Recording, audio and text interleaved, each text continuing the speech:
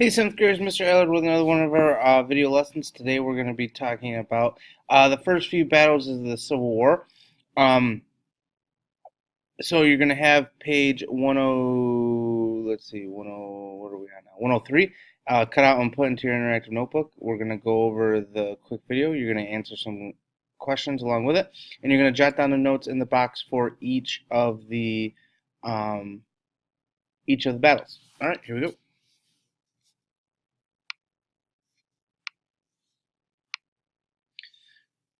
All right. Oops, did I go too far? No. Okay. So the Battle of Bull Run is gonna be the first major battle. We're gonna talk about the Battle of Fort Sumter a little bit in class after this today is kind of a little bit of a review. But the Battle of Bull Run is the first kind of real battle where we get Confederate soldiers versus Union soldiers. It's gonna happen.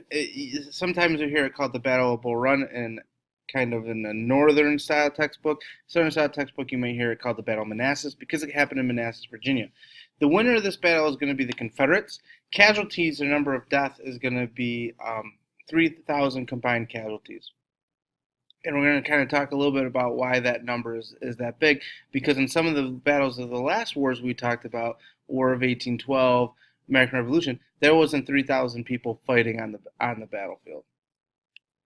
Here we can kind of see a map of kind of um, how the battle took place. Again, you'll notice that the North is the aggressor. They're the ones on attack, and they're going to attack the Confederate spots along Henry Hill and along Bald Hill. Obviously, a hill is going to be pretty good land for you to keep, and they kind of did a center assault, and it didn't work. They were not able to penetrate through the Confederate lines. Confederates knew the lay of the land. They knew kind of where to go, and over the course of the day, the Union soldiers were not able to penetrate the Confederate lines. So why was this important? This is important because really many people thought this was going to be the start of and end of the Civil War. And both sides are going to realize that this war is going to be long and it's going to be bloody. And it's going to be a war like the which we have not seen in the United States up until this point, and really haven't seen since in the scope of just military deaths.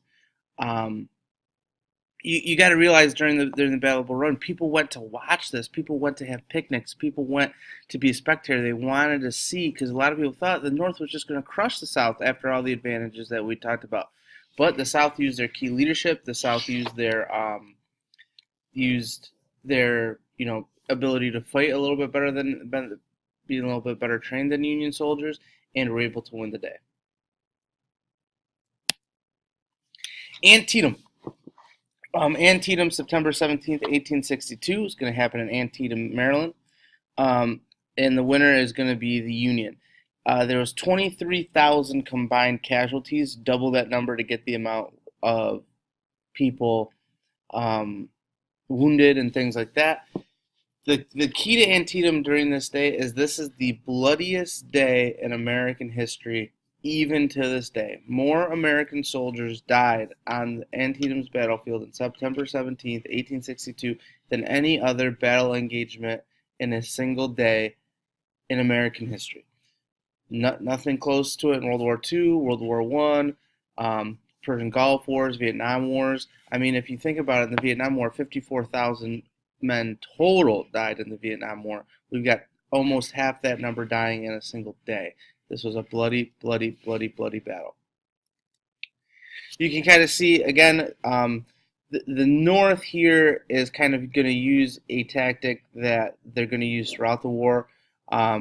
Again, they're kind of on the offensive here. The Confederates have the lines set up on hills outside of Sharpsburg, and you'll hear this called the Battle of Sharpsburg, kind of down south.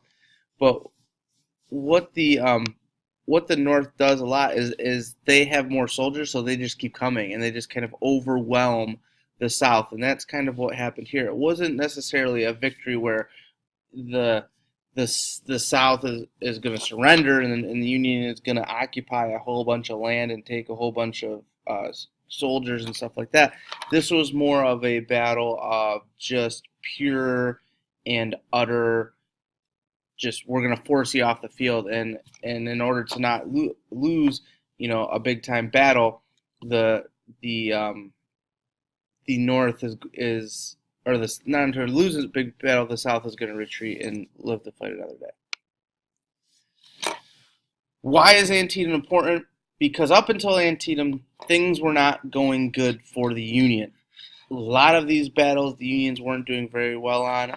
McClellan was Lincoln's second general. He was not really pushing the soldiers out to fight at any kind of regularity.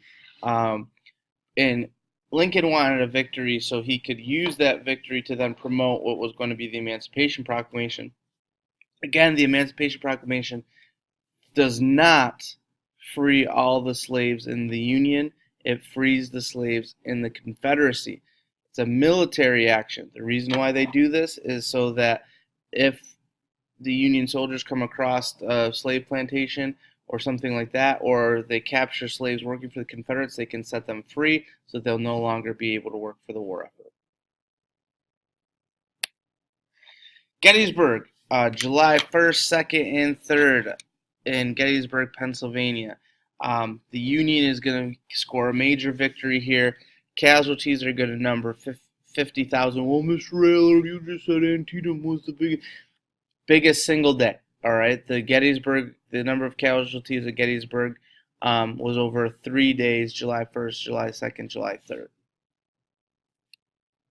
Here we can kind of see a couple of the major days of the battle, and really this battle started because of shoes.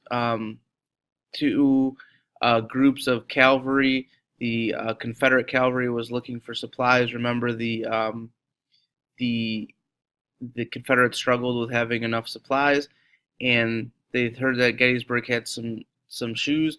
There was a small skirmish between Union and Confederate cavalry. Both sides exaggerated the numbers, and then soon you get pretty much the entire Union Army and the entire army of the Confederates here, and you get a pretty big attack going on. The first day, the Confederates pretty much win the first day. They push the Union onto Seminary Ridge and Culp's Hill. The second day is some of the fiercest hand-to-hand fighting of the war on Culp's Hill and Seminary Ridge near Little Round Top. And we're going to talk more about this probably in class on Tuesday and Wednesday. The third day, the biggest military blunder probably in American history, with Pickett's charge on July 3rd. Full-scale assault over about a mile of open terrain to the center of the Union Army. Pickett himself does not survive. Only about a quarter of the 15,000 troops that are sent actually are survive Pickett's charge, and it's going to lead to the Confederates retreating. Now, McClellan, who's kind of leading this, and General Meade and General Hooker, they kind of get a little bit of, they could have ended the war right here by pursuing Lee, and they didn't, allowing Lee to regroup, and the war is going to last 2 years. But really, the South is never going to recover from the Battle of Gettysburg, the loss of life, the loss of morale, and things like that. It's going to be a defensive war from here on out. Why was Gettysburg important? The South, the Confederates had kind of gotten a little big for their britches. They were going to sit down and hunker in and fight this defensive war, and they decided, you know what? We're going to take the war to the north, and this stopped it. All right, and it's going to be a turning point of the war.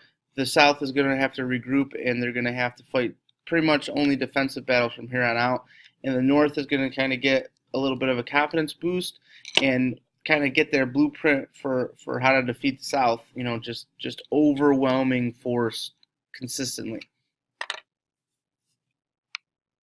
All right, that's our video lesson for today. If you have any questions, as always, hit me up on Schoology. Post a message on the update board for maybe some of your friends can get a hold of, or send me a direct message if it's something that I can only deal with. Till next time, 7th graders, Allard out.